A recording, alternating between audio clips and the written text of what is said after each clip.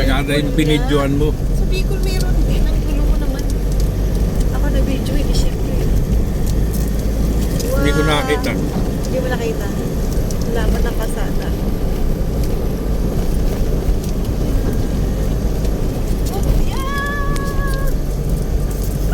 Ayusin mo naman, bibi. Yung mga tao sa likod, ano na yun? Aligaga. Ilo na sila. Tignan mo, kasang-kasa sila kanina. Ganda oh, dapat. Oh, paano pa magta-traffic dito, no? Kahit malit ang kasada, hindi magta-traffic. Di lalo na ngayon, malaki. Oh, ito na. Yan, very good.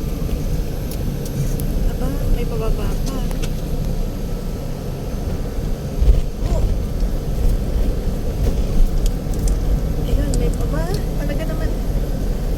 Pero kasi dito dati, dahil maliit ang kasada, delikado. Maraming na ano dito eh, yung nalalaglag sa dagat. Tuturo ko sa inyo mamaya yung ano. Pag nagkamali ng ano. Pag inaanto ka, mali yung ikot mo. Oo. Kasi ang lipis ng kalsada dito.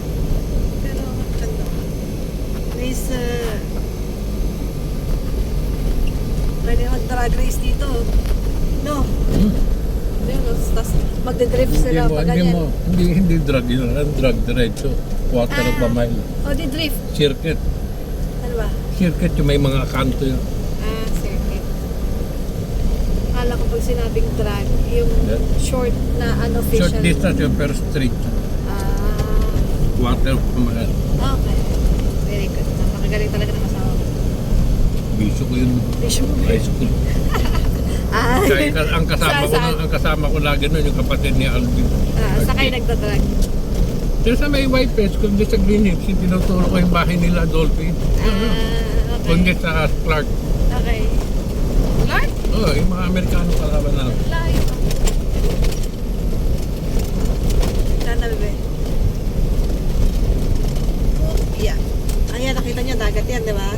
Alam ka naman yung putang na, dyan pumunta yung diretso. Oo, maliit ka ang kalsada dito dati. Yan pa lang. As in, dalawa lang. Kaya pag dito, yung ano, nagbibigayin sila, dahan-dahan lang talaga ikot. Kung Parang hindi, kanina din ano didiretso. natin. Oo, lalo dun sa bandang doon.